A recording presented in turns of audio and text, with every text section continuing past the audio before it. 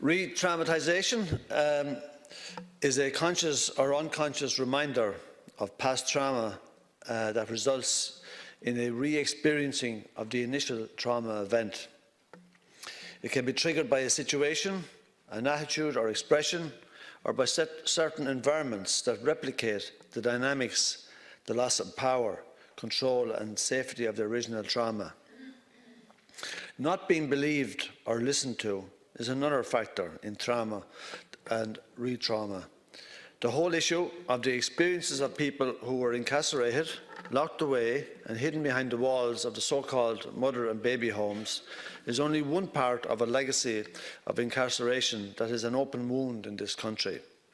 A wound that we continue to leave untreated because the state has consciously avoided it and is now conducting a tactic of delay until they die. The most recent delay has caused a great deal of distress for those survivors and their families who are still waiting for acknowledgement, for an apology and for redress.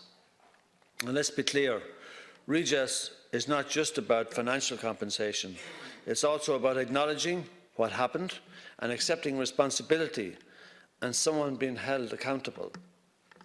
Until we do that, the state continues to drive people through more traumas and cruelty every day.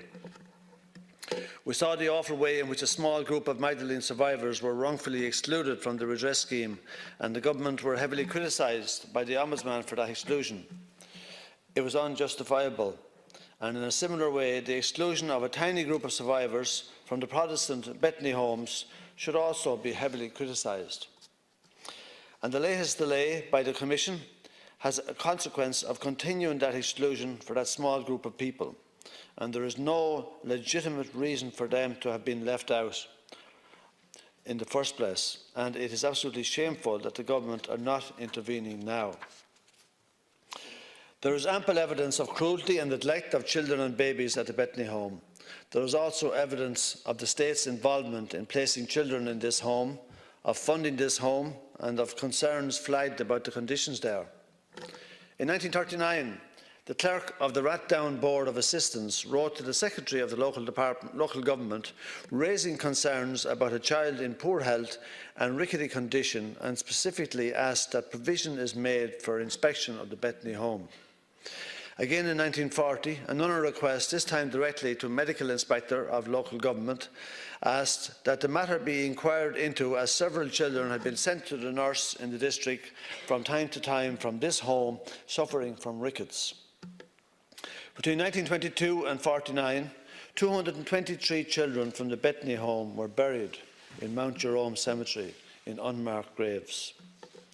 175 were between the 4 weeks and 2-year-old.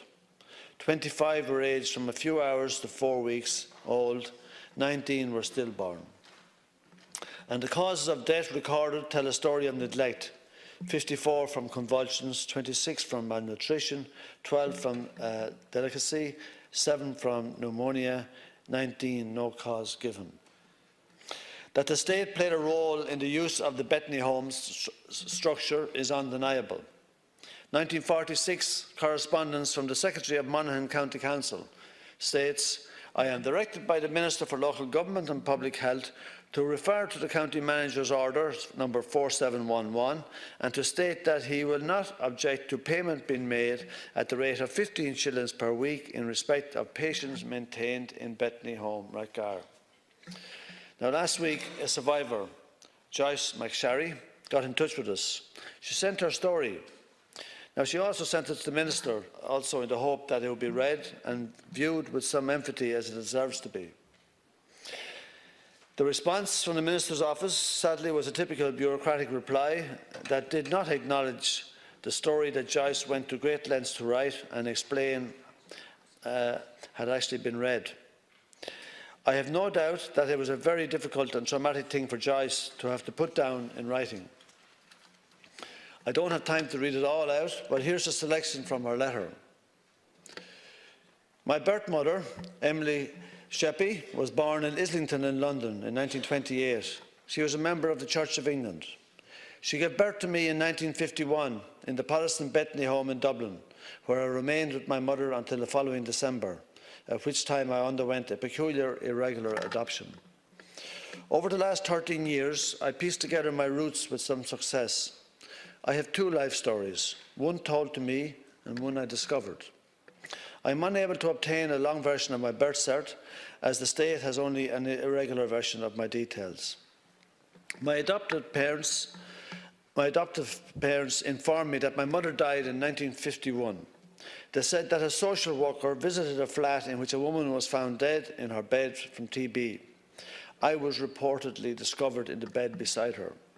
I was brought to St Ultan's Hospital and then to the Bethany home. These details were elaborated upon as I grew. The story is a lie. I was shocked to discover in 2013 that my parents always knew it to be a lie. My mother, Emily, did die in a flat, but aged 48, lonely and alone, and apart from her pet dog, a poodle, in Weston-super-Mare, UK, in August 1976. My second Presbyterian baptism was designed to erase the fact that my mother, Emily Sheppy, resided in the Bethany home and was not dead. In 2013 and 2014, I obtained adoption documents from PACT, formerly the Protestant Adoption Society. One of them was an agreement from 1951. Its content is deeply upsetting.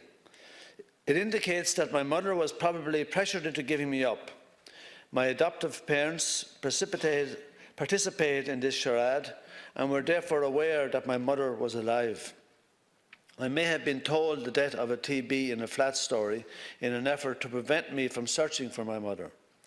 And the document may have been designed to frighten my mother into not seeking me out.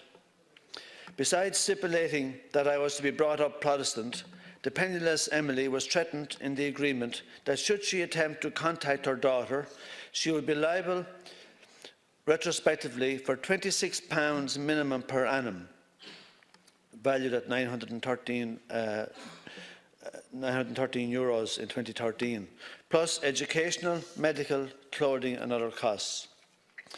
An owner of the solicitor's firm who drew up the documents was appointed as my mother's attorney, but not to represent Emily's interest. It was designed so as to avoid contacting Emily under anticipated Adoption Act legislation. This was explicitly stated. This man, Ralph Walker, was a nephew of Bethany Home Residential Secretary Hetty Walker, who also signed the agreement. 13 years ago, in January 2002, I began attempting to trace my roots by contacting the Protestant Adoption and Counselling Trust, which holds Bethany Home's home records. For a €100 fee, they first gave me a copy of the single line in a register and, in May 2003, my first cousin Pam's UK telephone number. I therefore rang Pam cold. She was astonished to hear this strange Irish woman about whom she had recently learned. What astonished me was that Pam knew my mother, who was alive for the first 25 years of my life. I did not know in 2002 that my now deceased adoptive parents also knew. Finding out in this way made me start to question all I thought I knew. I was emotionally drained and extremely upset. In fact, I became very ill. I contacted Pam again in 2013. We spent months talking on the phone, getting to know each other. It was decided I would go over to London to meet her and the family. I had also contacted my mother's other brother, Fran, who lived in Shrewsbury. I told him I was coming over and would like to meet him. Uncle Fran was always aware of my existence. Fran gave me a very special and to this day treasured gift from my mother. 12 photographs of me from my christening to 6 months old. It was the first time I had seen photographs from this part of my life. Fran kept them perfectly preserved after my mother died nearly 40 years earlier in 1976. She kept them all her life. Joyce concludes her letter by saying how she would love to contact other mothers who were present in Bethany between April and November 1951. It may help me to better understand the awful circumstances my mother endured there, she said. The heartbreak of her story, the damage of forced separation, the lies and cover-ups, the dodgy arrangements around the legal adoptions are all connected back to mother and baby homes, and Bethany behaved in the same manner as the other homes. The pain is no less for the survivors because they were Protestant rather than Catholic. It's long overdue that we call a halt to this cruel exclusion of the survivors of the Bethany homes from redress, and I would ask the Minister to read Joyce's letter in full and give her a good response. Thank you.